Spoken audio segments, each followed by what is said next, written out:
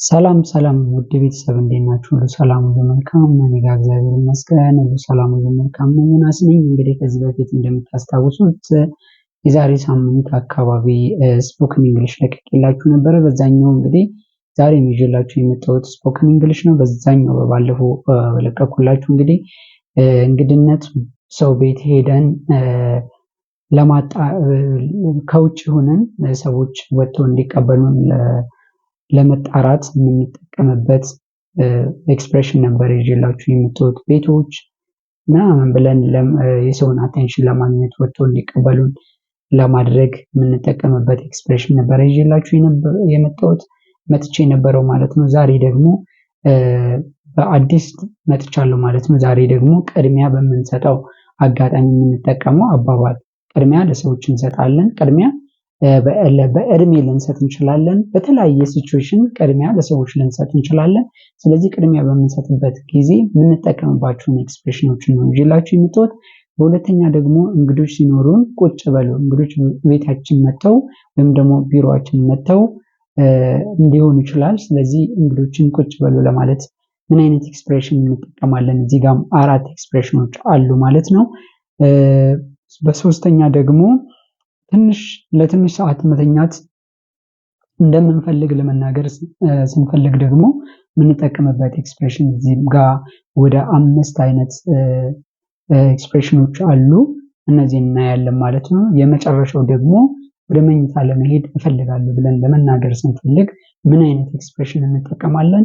እዚህ ጋር እንደምታዩት ዋይት ቦርዱ ላይ ያለውን ኤክስፕሬሽን መጠቀም እንችላለን ማለት ነው። ስለዚህ አሁን በቀጥታ ዛሬ ይዤላችሁ ወደ መጣሁት ርዕስ ልምጣ። ስለዚህ በቅድሚያ ለመስጠት ለሰዎች ቅድሚያ ለመስጠት ስንፈልግ ምን እንላለን? ለምሳሌ አሁን እባክን ቅደም ለማለት ምን ማለት እንችላለን? ቢ ማይ ገስት፣ ቢ ማይ ገስት፣ ቢ ማይ ገስት። እባክን ቅደም፣ ቢ ማይ ገስት። መቼም ያው እንግዶች ሲመጡ እንግዶችን ነው መጀመሪያ የምናስገባውና የምናስቀድመውና እባክን ቅደም ለማለት just you can say be my guest, be my guest. The second expression አንተ ቅደም ለማለት ደግሞ አንተ ቅደም you first, you first, you first. ቅድሚያ ለሴቶች ይሄ በጣም የተለመደ ነው። ብዙ ሰው የሚያውቀው ነገር ነው፣ የሚያውቀው ኤክስፕሬሽን ነው። ስለዚህ ቅድሚያ ለሴቶች ለማለት just you can say ladies first, ladies first. ቅደም አንተ፣ ቅደም አንተ ለማለት ደግሞ after you, after you. ቅደም አንተ ወይም ደግሞ አንተ ቀደም፣ አንተ ቀደም ለማለት አንተ ቀደም እንደቀደሙ ከላይ you first እንዳለው after you, after you ማለት እኔ ካንተ በኋላ፣ አንተ ቀደም፣ ቀደም አንተ፣ እኔ ካንተ በኋላ እመጣለሁ ነው፣ እገባለሁ፣ እመጣለሁ ማለት ነው። ሌላኛው ደግሞ ከቆንጆ ይልቅ ቅድሚያ ለትልቅ ሰው ለማለት ከቆንጆ ይልቅ ቅድሚያ ለትልቅ ሰው። እንግዲህ እንደ ሰው ሁኔታ ይወሰናል። እንግዲህ አንዳንድ ሰዎች ቆንጆቹን ሊያስቀድሙ ይችላሉ። ያ ደግሞ በጣም በባህላችንም ነውር ነው። ስለዚህ ምንድነው ከቆንጆ ይልቅ ቅድሚያ ለትልቅ ሰው ብለን ለመናገር ስንፈልግ ምን እንላለን? age before beauty, age before beauty, age before beauty, age before beauty. ከቆንጆ ይልቅ ቅድሚያ ለትልቅ ሰው ለማለት ስንፈልግ ይህንን ኤክስፕሬሽን እንጠቀማለን። ስለዚህ ቅድሚያ ለመስጠት የምንጠቀምባቸው ኤክስፕሬሽኖች እነዚህ ናቸው። be my guest, you first, ladies first, after you, age before beauty. እነዚህን መጠቀም እንችላለን ማለት ነው። ሌላኛው ሁለተኛው ኤክስፕሬሽን ደግሞ እንግዳችንን ቁጭ በል ለማለት ስንፈልግ ደግሞ just you can say እባክን ቁጭ በል፣ እባክን ቁጭ በል ለማለት ስንፈልግ ደግሞ have a seat please, have a seat please, have a seat please. እባክን ቁጭ በል have a seat please. እባክን ተቀመጥ sit down please, sit down please, sit down please. እባክን ተቀመጥ። ወንበር ያዝ እባክን፣ ወንበር ያዝ እባክን have a chair please, have a chair please, have a chair please. ወንበር ያዝ እባክን have a chair please ማለት እንችላለን። ቤት ነው፣ ቤት ነው የምንለው መቼ ነው? ሰውየው እንዲጫወት እንዲዝናና just እንደ ቤቱ እንዲያይ ፊል እንዲያደርግ ለማድረግ ስንፈልግ ቤት ነው እንላለን። ሶ ይሄ ኤክስፕሬሽን ምንድነው? make yourself at home please make yourself at home make yourself at home please which means feel free ማለት ነው feel free ማለት ነው ደግሞ feel at home እንደ ቤት ያው ዘና በል ፈታ በል እንደማለት ነው so make yourself at home please ማለት እንችላለን ማለት ነው እንግዲህ እንግዳችንን ቁጭ በል ለማለት have a seat please ማለት እንችላለን sit down please ማለት እንችላለን have a chair please ማለት እንችላለን make yourself at home please ማለት እንችላለን ማለት ነው ሶስተኛው ኤክስፕሬሽን ደግሞ ለትንሽ ሰዓት መተኛት እንደምንፈልግ ለመናገር ለምሳሌ ደግሞ ሊሆን ይችላል በሌሊት ሳንተኛ አድረን ሊሆን ይችላል በስራ ምክንያት በተለያየ እንግዲህ በቂ እንቅልፍ ያልተኛ ሊሆን ይችላል ስለዚህ በዚህ ጊዜ ትንሽ ናፕ ማድረግ ፈልጋለሁ ትንሽ መተኛት ፈልጋለሁ ለማለት ስንፈልግ ደግሞ እነዚህን ኤክስፕሬሽኖች ዛጋ እንደምትመለከቱት እነሱን ኤክስፕሬሽኖች እንጠቀማለን ማለት ነው ኦኬ ስለዚህ ምን ማለት እንችላለን ለምሳሌ ጋደም ማለት ፈልጋለሁ ለማለት ጋደም ማለት ፈልጋለሁ ማለት ትንሽ ሰዓት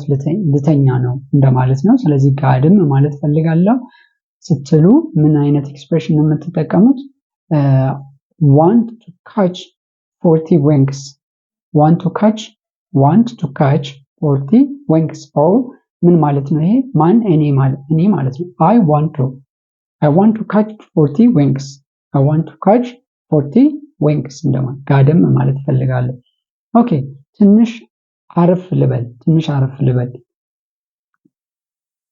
going to get some shut eye going to get some shut eye going to get some shut eye ትንሽ አረፍ ልበል ትንሽ አይኔን ልክደ ነው እንደ አይነት ነገር ነው going to get some shut eye who እኔ ስለዚህ I going to get some shut eye ትንሽ አረፍ ልበል I'm going to እንደማለት ነው I'm going to get እንደማለት ነው ኦኬ ስለዚህ የታችኛው ደግሞ አይኔን ጨፈን ላድርግ እስኪ ለማለት ደግሞ አይኔን ጨፈን ላድርግ እስኪ ማለት little bit nap ላድርግ ነው እንደማለት ነው I am going to cat nap a cat nap አይኔን ጨፈን ላድርግ እስኪ I'm going to a cat nap እንግዲህ በጣም ሳበልታችሁ ደግሟችሁ ሊሆን ይችላል ስለዚህ በዛ ሰዓት መጠቀም ትችላላችሁ ትንሽ ናፕ ለማድረግ ማለት ነው I am going to a cat nap ማለት ትችላላችሁ ትንሽ ላንቀላፋ I'm going to take a snooze going to take a snooze ማለት who እኔ ማለት ነው I am going to take a snooze ትንሽ ላንቀላፍ ስለዚህ ይሄንን መጠቀም ትችላላችሁ ትንሽ ጋደም ልበል እስኪ ለማለት ደግሞ let me take a nap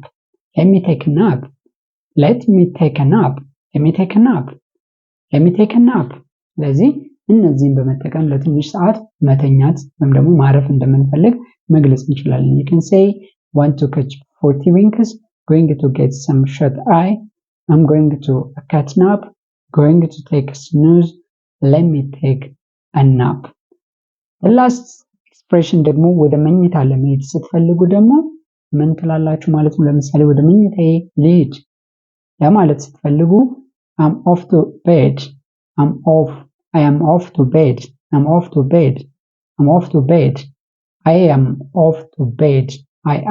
off to bed ልተኛ እባክህ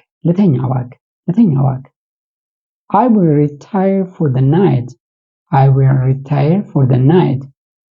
will retire for the night ማለት ትችላላችሁ ማለት ነው ለጥ ልበል I'm going to crash I'm going to crash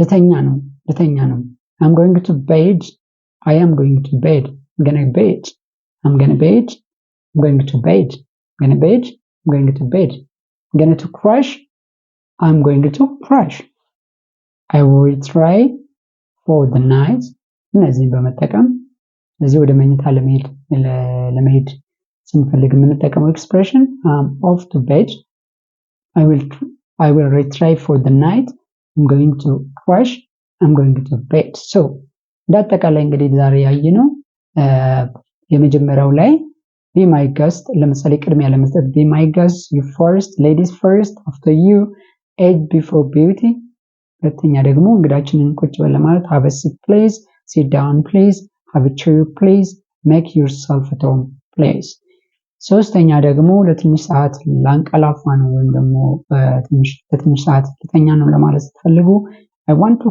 catch 40 winks I'm going to get some shut eye I'm going to a cat nap going to take snooze ወይም ደግሞ I'm going to take snooze let me take a nap ማለት ትችላላችሁ የመጨረሻም ወደ መኝታ ለመሄድ ስትፈልጉ ደግሞ I'm off to bed I will retry for the night I'm going to crash I'm going to bed ማለት ትችላላችሁ ማለት ነው እንግዲህ ውድ ቤተሰቦቼ ስላዳመጣችሁን ስለተከታተላችሁን እጅግ አድርጌ አመሰግናለሁ ቪዲዮን ላይክ ሼር ማድረጋችሁን እንዳትረሱ ብዙ ሰው ጋር እንዲደርስ እየደረሰልኝ አይደለም ቪዲዮ ስለዚህ እባካችሁን